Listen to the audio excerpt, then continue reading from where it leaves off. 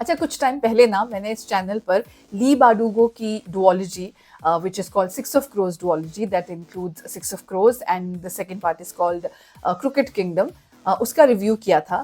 And उससे कुछ वक्त पहले मैंने ली बाडूगो की popular series Shadow and Bone trilogy that has also been converted into a Netflix series, उसका भी रिव्यू किया था। And today I am back with yet another duology by Lee Bardugo. Hi, hello, namaste. My name is RJ Manjula and welcome to my YouTube channel, where today I'm going to talk about Lee Bardugo's duology called King of Scars duology that includes King of Scars, the first part. The second part is called Rule of Wolves. But before I start this review, please, if you haven't watched the earlier reviews of Lee Bardugo's books on my channel, please watch them now. You'll find the videos on this channel, both of the Six of Crows duology and also Shadow and Bone trilogy.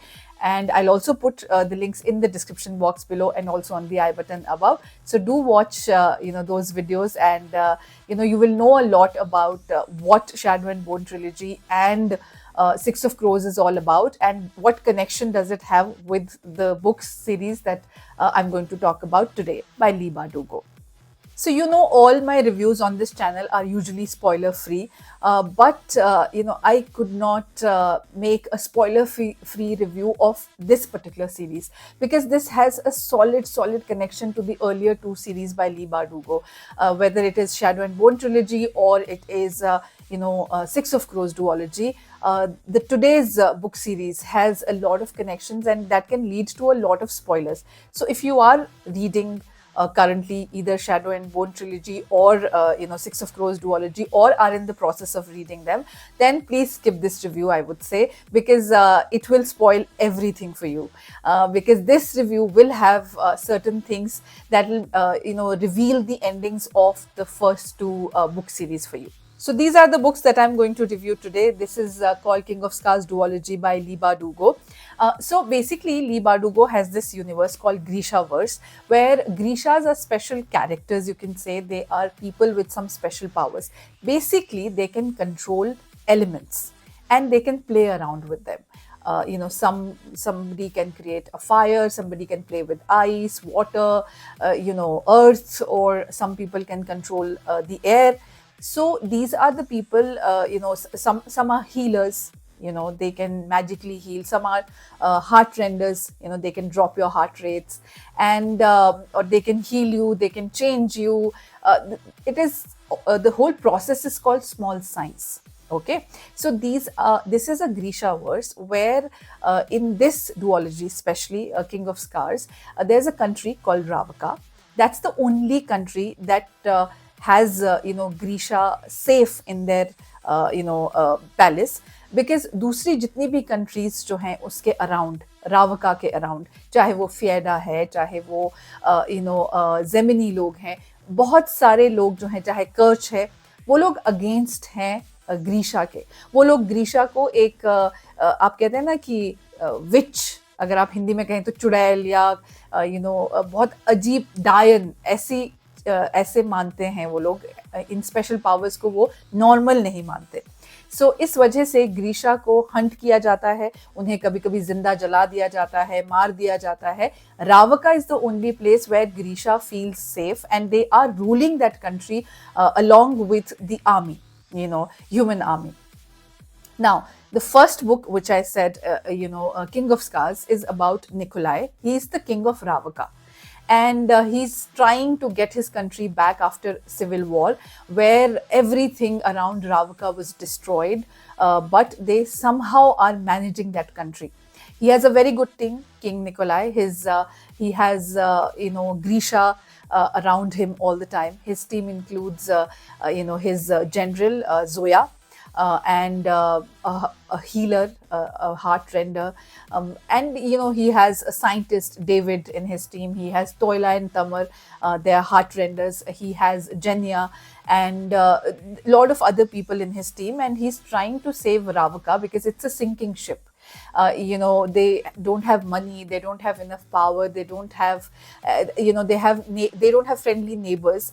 And Fieda is another country that always hunts Grisha, and they've created something called Perim, Jarda Perim, and which when is injected to Grisha, they give them some special powers, but it acts like a drug. So they get addicted to that drug, and they do use them, like Fierda uses these Grisha as weapons against their enemy. But then Grisha, in the process, they are eventually, they die because they get addicted to Perim. सो जो king Nikolai हैं वो पूरी कोशिश कर रहे हैं कि वो रावका को ऐसे देश से बचाएं, लेकिन उनके पास बहुत कम सोर्सेस हैं. The biggest problem with him is, जब वो पिछली लड़ाई लड़ रहे थे, जो कि इस पूरी सीरीज के विलन हैं द डार्कलिंग, उनसे जब वो लड़ाई लड़ रहे थे तो डार्कलिंग की कुछ पावर, एक मॉन्स्टर जो है उनके अंदर चला गया था, निकोलाई के अंदर, जो अब अभी तक निकोलाई के कंट्रोल में था, लेकिन अब वो किंग निकोलाई के कंट्रोल से बाहर जा रहा है. And if King Nikolai has to save himself and his country, he has to give a very, very big sacrifice. Will he be able to save his country? On the other hand, Zoya, who is with him, she is his general. She hasn't realized her true power, true potential till yet, and she's of course helping Nikolai save this country, because she wants to save all Grisha. She wants to make it a very, very safe place, because she herself being Grisha, she understands how it feels to be unsafe in a country. The book has a beautiful love story between King Nikolai and Zoya, और उसके अलावा David and जिनिया, उनकी शादी है इस book में. तीसरा बहुत ब्यूटीफुल चीज़ है जो है नीना जेनिक. अगर आपको याद हो, नीना जेनिक जो है एक ग्रीशा है, और she ends up falling in love with an enemy soldier जिनका नाम था मथायस, और मथायस जो है वो एक फियर्डन है. मतलब फियर्डा वो कंट्री है जो ग्रीशा को हंट करती है, लेकिन दोनों को, मथायस और नीना को, एक दूसरे से प्यार हो जाता है. बट अगर आपने सिक्स ऑफ क्रोज पढ़ी है डुओलॉजी, तो उसमें हमें पता चलता है एंड में दैट मथायस जो है उनको कोई मार देता है. So Nina obviously is heartbroken, but उन्होंने कुछ प्रॉमिस किया था मथायस को that she will try and have peace between these two countries, and she is trying her best as Nikolai's agent or secret agent, you can say, in Fierda. She's living in Fierda, and she's trying her best to supply information to her king and to make sure that Fierdan, not just soldiers but people, do not hunt Grisha anymore, and she's trying to create some magic so that people think that, and they understand that Grisha power is normal power. It's not some abnormal, or they should not think that Grisha are actually witches. Will Nikolai be able to lead his country and drive this monster out of his body? Will Zoya be able to realize her true potential, her true power, and save her country? And will Nina finally be able to make peace between the two enemy countries?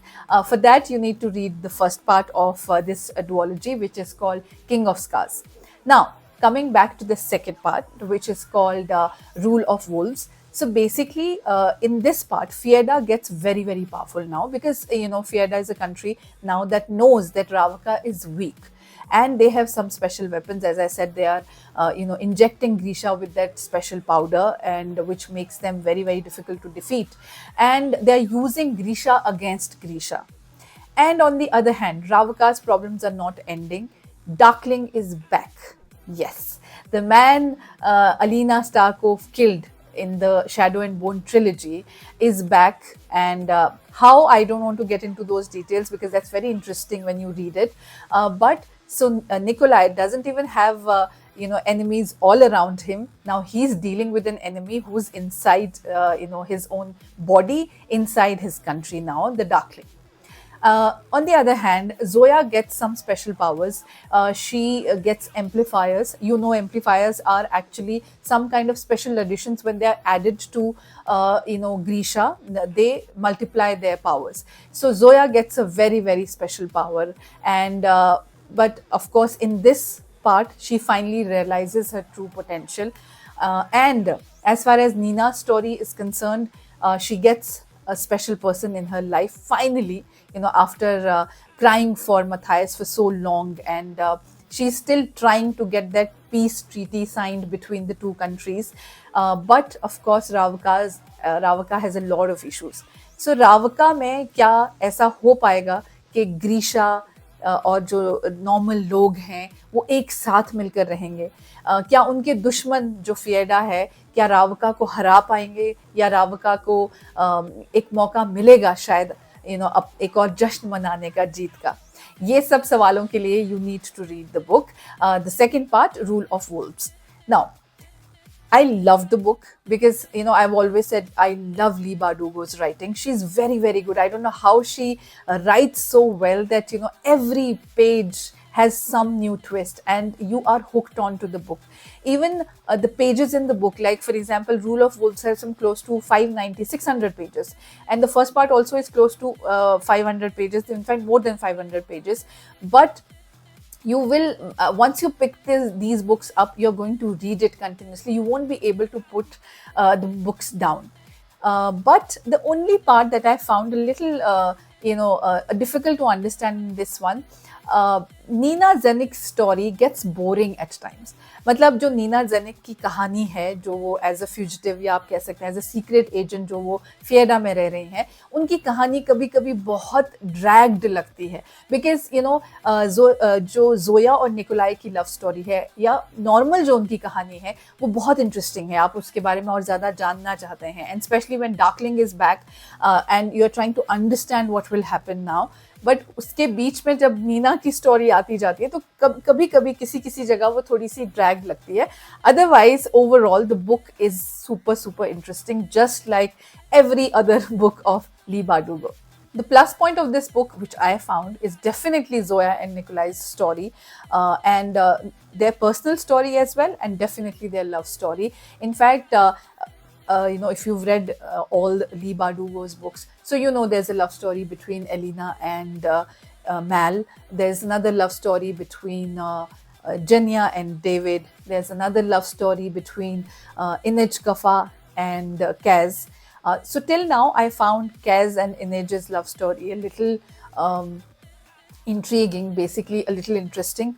But after reading King of Scars and Rule of Wolves, I would say the best love story is between Zoya and Nikolai. I really wish Netflix would not have discontinued the series. अगर उन्होंने Netflix ने ये series को continue किया होता, जो उन्होंने Shadow and Bone trilogy की adaptation बनाई थी, उसके बाद अगर उन्होंने इसे continue किया होता तो हमें जोया और निकोलाई की love story भी देखने को मिलती, and I'm sure वो बहुत interesting होती. खैर, ये बुक्स भी आपको बहुत ज़्यादा इंटरेस्टिंग लगेंगी, और अगर आपको मेरा रिव्यू भी इंटरेस्टिंग लगा है देन प्लीज़ मेक श्योर आप इस वीडियो को शेयर कीजिए अपने बुक लवर फ्रेंड्स के साथ. Make sure you subscribe to the channel and press the notification bell. We'll meet soon with a new video. Till then, पढ़ते रहिए और हंसते रहिए.